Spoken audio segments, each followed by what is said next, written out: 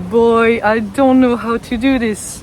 But again, I didn't know how to do yoga when I started, and today it's better. So, hi, my name is Letty, and one day I woke up and I decided to do yoga. At that time, I was struggling with a lot of things: addiction, the death of several family members. I had lost my job. Things were not going well at all. But I decided to use yoga as a tool that would help me to find balance in my life and to achieve all of my goals. So in today's video, you're going to discover my yoga journey and how that helped me to get everything I wanted to have in life. It all started on a cold morning in the south of France a few years ago, right before I took my flight to go back home to French Polynesia.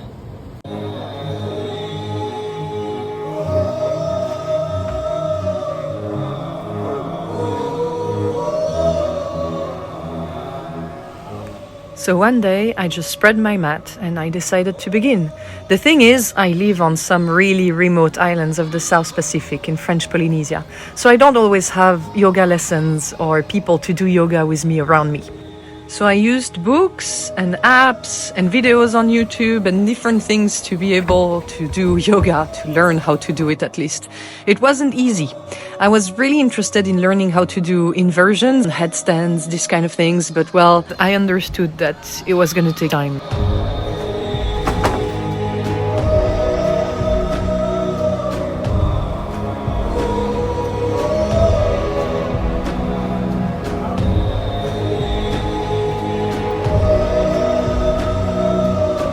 It's never really fun at first because you want to be able to do cool stuff, but you're not yet.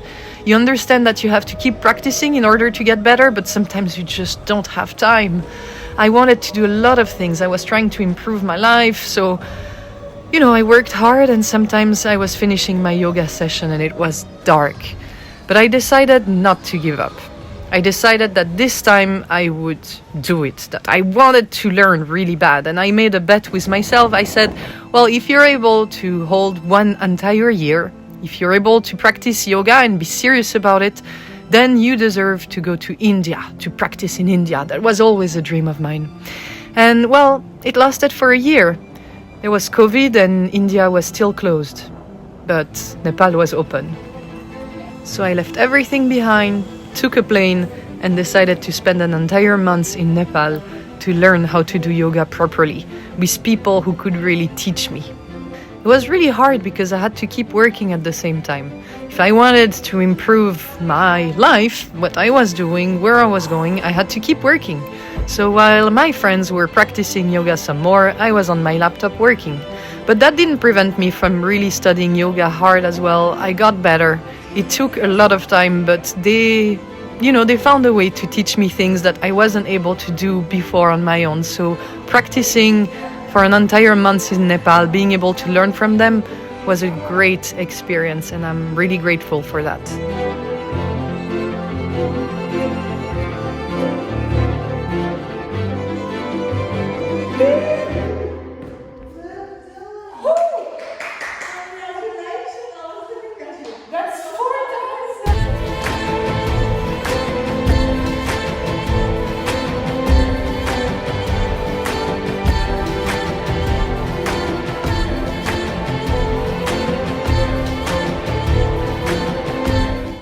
So with time, I got better.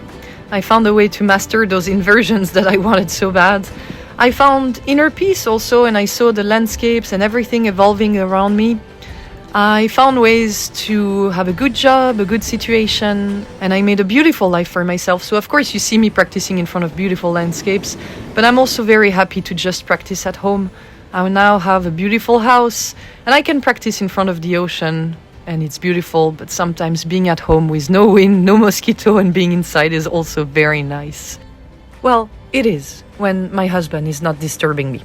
But anyway, what I mean is that having yoga in my life helped me to have more stability, to accept things as they are, and to find peace, I could say, in a way. So with that peace came a beautiful lifestyle that allowed me to travel around the world, to live adventure. But wait, at this point, I think we deserve some more explanation. Because you must be like, what's going on? Who are you and where are we? So, like I said, I live in French Polynesia and I decided to build my own businesses. I now own several businesses that are related to tourism. that works well and make me happy. And at the same time, with my husband, we started developing expeditions between the islands so we could get involved in the protection of the environment and a lot of different projects, really. So that's amazing. And I truly think that doing yoga and finding this peace inside of me helped me to get to the point of where I am today. But then I'm not complaining. I'm just saying doing yoga actively and getting better when you live on a boat and your life is highly unstable, because I sleep and live in a different place like every other week. It's just, there is no stability. It's pure adventure all the time. And that's what I wanted. I'm in love with my life. But how do you keep doing yoga when you live in that kind of situation?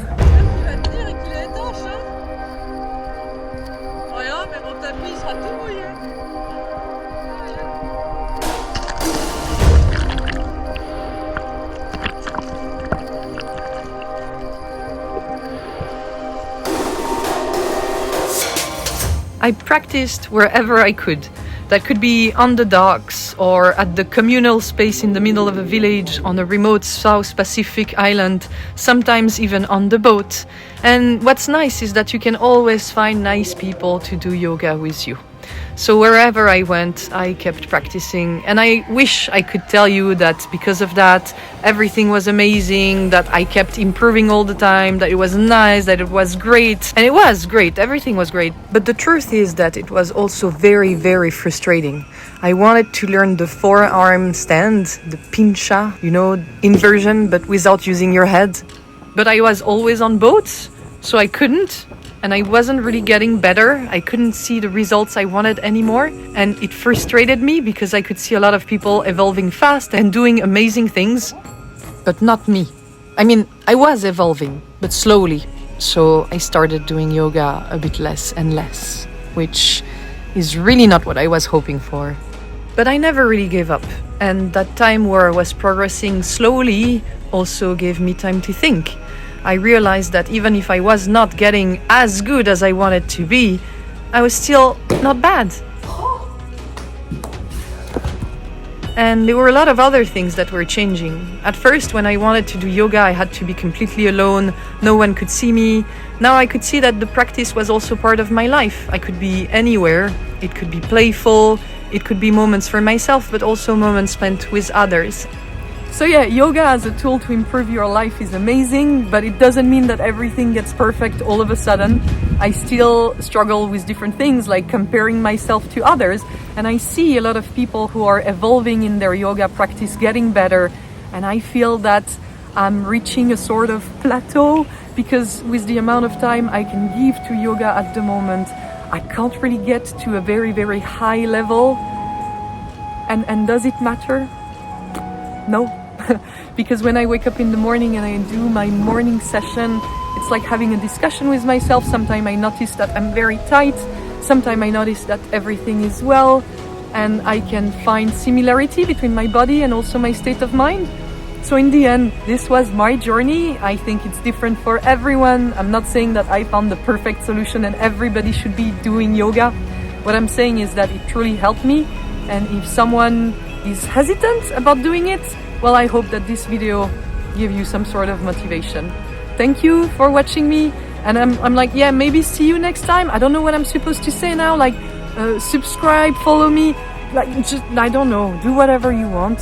Maybe there'll be another video, maybe not. But I hope that you enjoyed spending. But I hope that you enjoyed spending. But I hope that you enjoyed spending this time with me. It's hard to say. I really hope that you had a good time. I did my best. Ciao, everyone. Bye-bye.